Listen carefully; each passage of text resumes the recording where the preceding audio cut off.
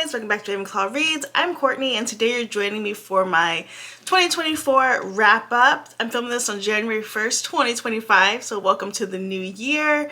I have so much to be thankful for in the past year, an amazing reading year, an amazing growth in the channel and community, and I'm just so happy to share one of my passions with the community that we've built.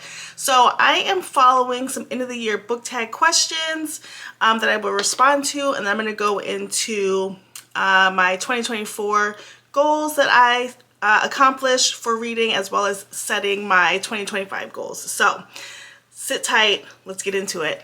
Okay, so we're going to start with the questions, and I read quite a few books this year, and so most of these questions will have 2 responses to them. I would love for you to put your responses down below or share your reflection on anything that I share in this video in the comments. So the first question is my most disappointing book, and I am looking down at my computer for notes. So I have 2. The first is Leather and Lark. This is the second book that follows Butcher and Blackbird. I really like Butcher and Blackbird. It's such a weird romance, serial killer oddity book, but it's so good, and at the heart of it, it's just a really sweet romance.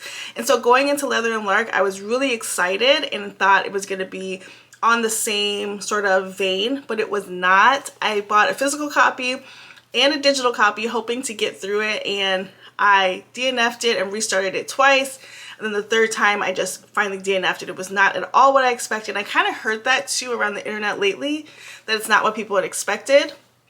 And then the other disappointing book was The Catch by Amy Lee. This is the 3rd book in her sort of series. I think the first one is Set on You or Set on It. And then the second one is X's and O's, and then this is The Catch. And each of the books follows people in the same universe, but the girls are all like influencers. There was like a book influencer, I want to say in the second one, some other kind of influencer, and then the girl in The Catch. And in the story, she is on her way to a influencer event. She's a week early. She has to stay at a local Airbnb and meets a grumpy guy, and you know, love and fireworks ensue. It just didn't hit for me. I didn't like the coupling.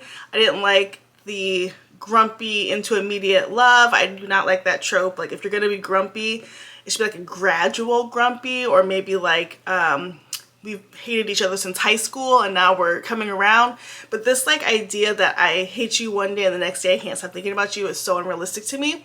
And so I was really upset because I loved the entire series and The Catch was not in. I was anxiously awaiting that book.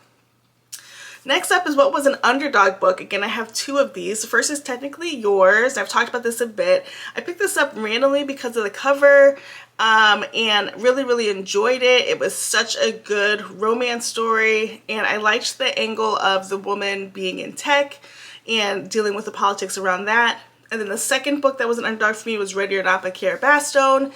This is the only other book I read from her was Call Me Maybe, and it was an audiobook. And so I was excited to read Ready or Not and really like it.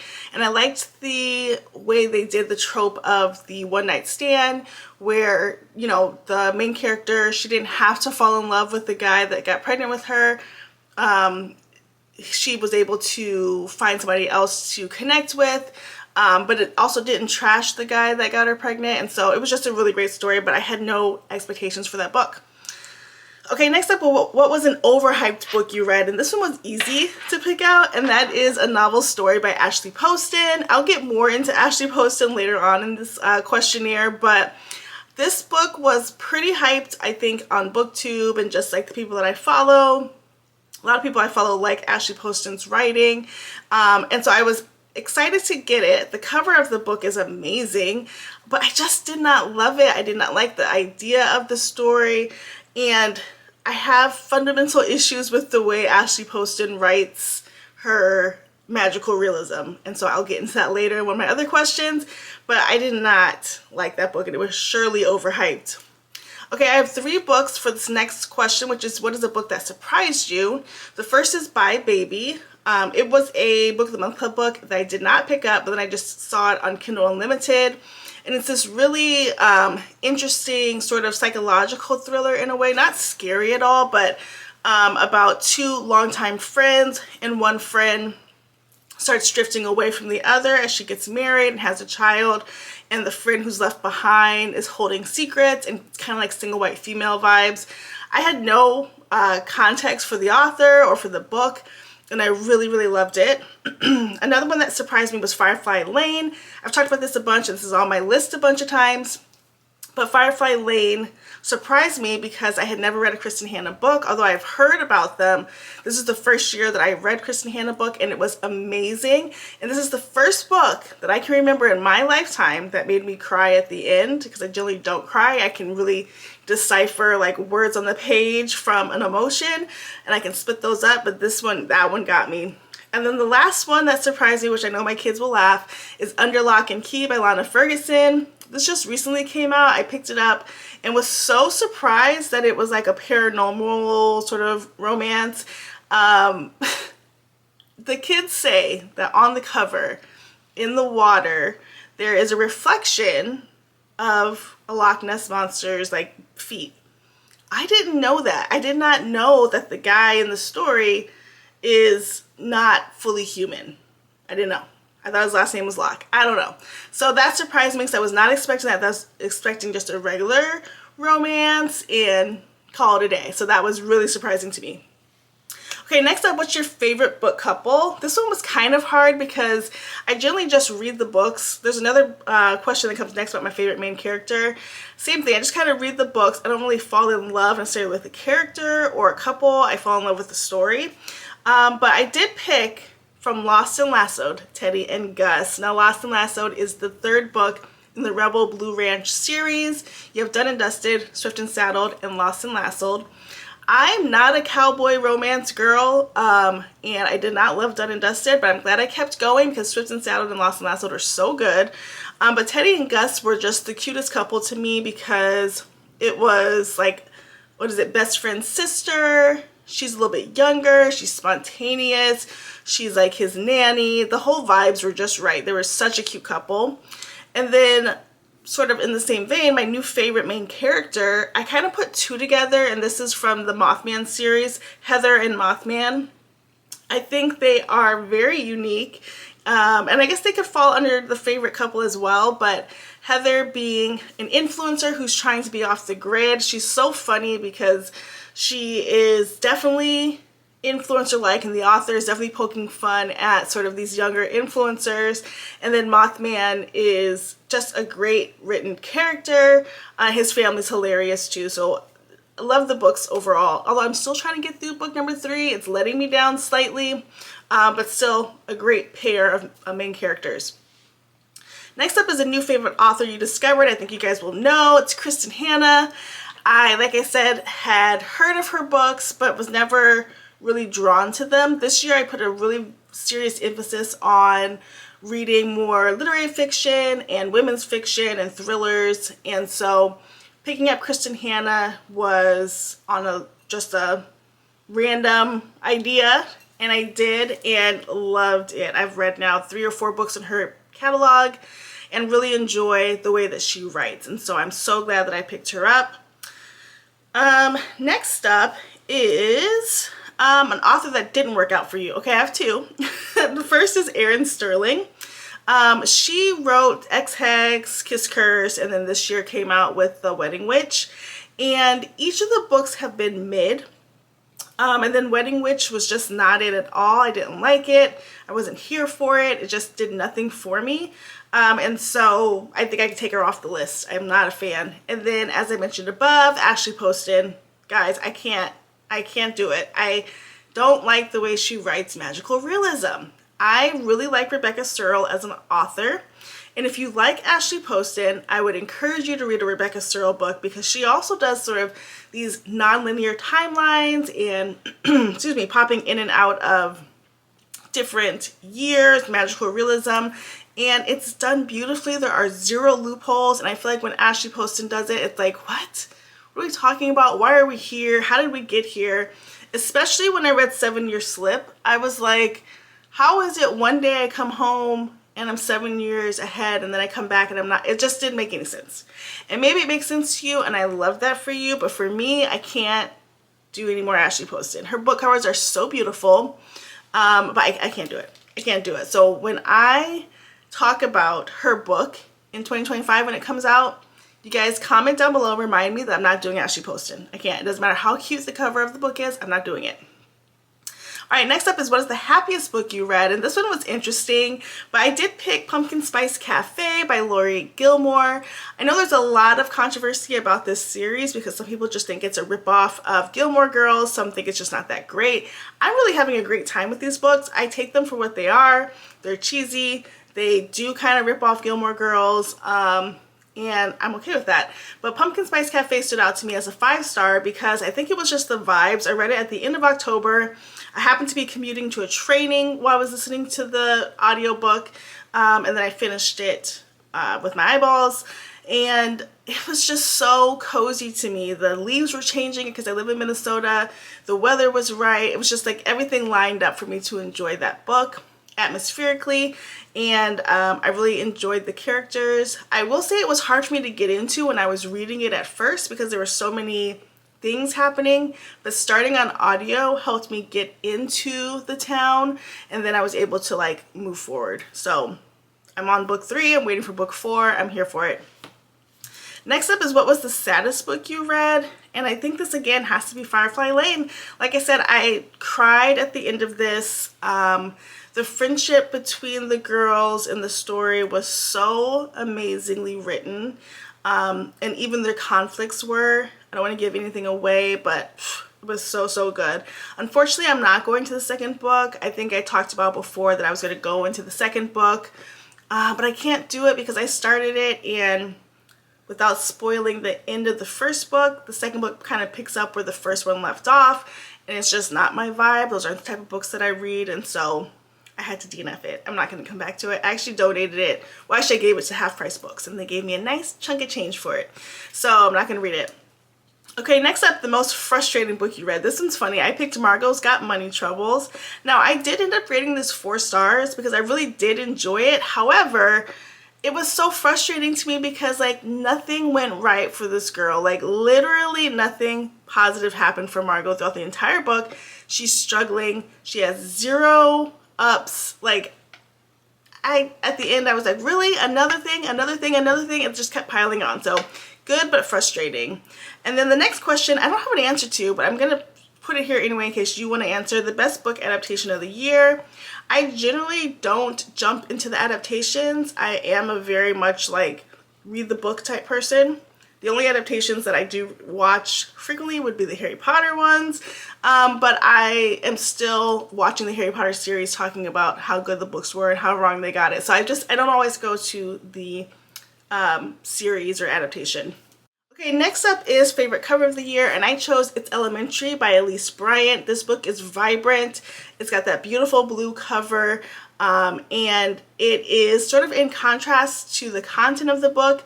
The book is a cozy mystery, which you would not guess, or I didn't guess from like the description, but it is a cute, cozy mystery. It's really funny, and the cover just draws you in, so I really loved that. Next up is a book you haven't stopped thinking about. Okay, I know you guys are tired of this, but Firefly Lane. I have not stopped thinking about this book all year long. I actually read it, when did I read it? It was like summer or September or somewhere. Anyway, I've been talking about it. I share it with everybody, and it stands out for me because of the story, but also because it made me so emotionally invested, and that's not my norm. And then Ace of Spades is another book that I share a lot of. The dark academia portion of it, as well as the social commentary, was really impressive to me, and so I do share that with people who are looking for recommendations. Okay, unpopular book that you loved. I put This Summer Will Be Different by Carly Fortune.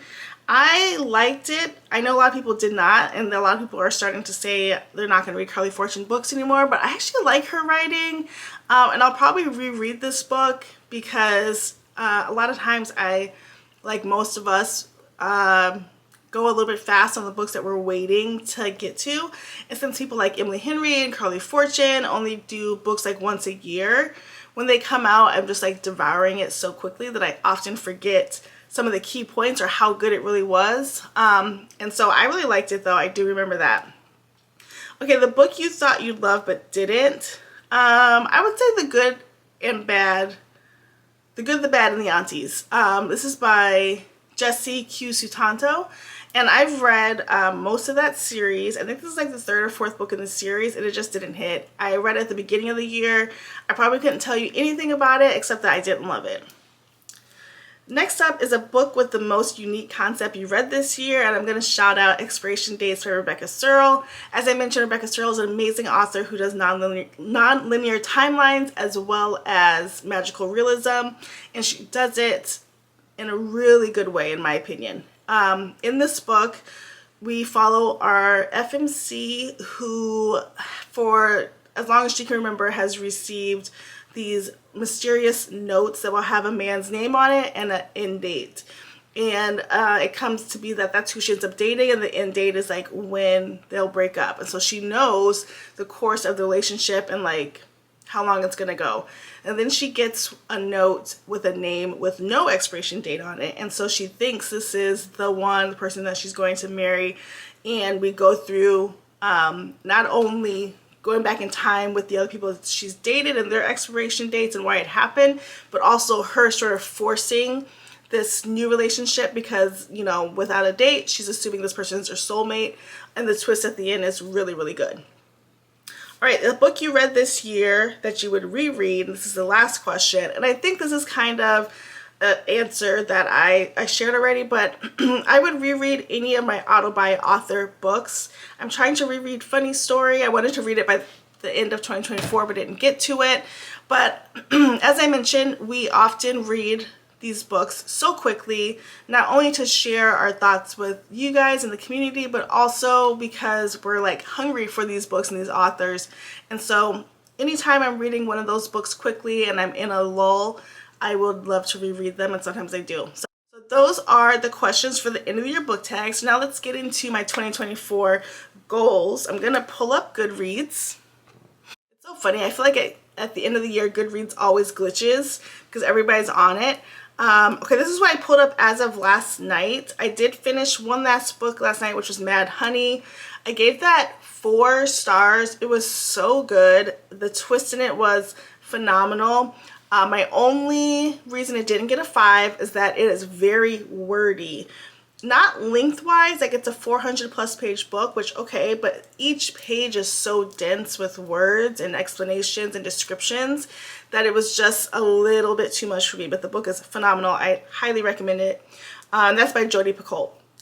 Okay, so in 2024, my book goal was 100. Last year, I read 211-ish books, I want to say, in 2023. And that was great. It was a huge milestone, and I knew that I had rushed through quite a few books to get there, and I wanted to do something different in 2024. So I put my goal at 100 with the intention of slowing down, with the intention of picking books that are great quality. I have no problem DNFing books, so was happy to do that as well as needed. But yeah, I was really excited to make that goal and intention for the year. But I ended up reading 174 books. I read substantially less middle grade books this year, and so I was excited that a lot of these books were expanding my genres. I read a total of 54,772 pages. My shortest book that I read was Abby Jimenez's Worst Wingman Ever at 61 pages. That was part of the series of Amazon original stories that came out. And then the longest book I read was Iron Flame, which was 895 pages. My average book length was 314 pages, and my average rating was 3.7, and that tracks with the way I rate. And then the highest rated book that I read on Goodreads was The Women, and the first review of the year was Part of Your World by Abby Jimenez. And so it was a great reading year. I always have my Goodreads link down below, so if you want to check out the things that I have read in the past year or in the past few years, click on it, check it out. I think this past year was the most diverse reading that I've had in a very long time. So now going into 2025, I've already set my goal on Goodreads, and I decided to set it at 120 books. I think that's doable, and I think if I only got 120 books, I'd be happy with that. If I surpass it, that's fine too. But 120 seems like a natural progression, so I can continue to challenge myself but still have fun. I'm the kind of person who likes to set a goal, but like I don't want it too far out. Like I wouldn't say 300 books because then I wouldn't get to it and I would just start feeling like, why am I even doing this? So 120 is the spot where I can challenge myself, but also I will probably reach it. And then again, I'm still working on slowing down and picking up books that I really enjoy. Like I said, I'm not going to pick up the Ashley Poston, but I know that's going to be everywhere on BookTube, and so not necessarily following the trends on that, but following what I really want to read. I'm also probably going to have to start looking into some back catalogs of authors because I do read so much each year that I need to just see what else is out there. I still want to stay in my literary fiction vibes, my women's fiction, historical fiction, and thriller. I had a really good time with thrillers this year. And they kept me on the edge of my seat, so I really, really loved those, and I want to continue that. But always my reading is, I'm hoping it is intentional, and it is things that I love to do, and never moving to a place where, you know, the amount of books I read or what I share on BookTube is based on number. I really want it to be based on, you know, what I like to read and how I'm enjoying each book. So that's the best I can do for my intentions of 2025. Another intention, I guess, is just my tracking mechanism. I'll do another video about the way I track my books because I do a digital and I do a paper. And I'm so excited to dig into that this year, and I would love to share it with you.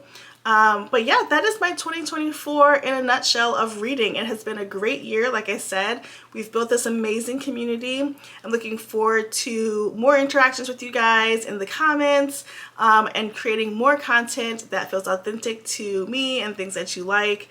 And so yeah, that's it. Happy New Year, guys. Thanks for watching. There's more to come in 2025. Don't forget to like, comment, and subscribe, and we'll see you in the next one. Bye, guys.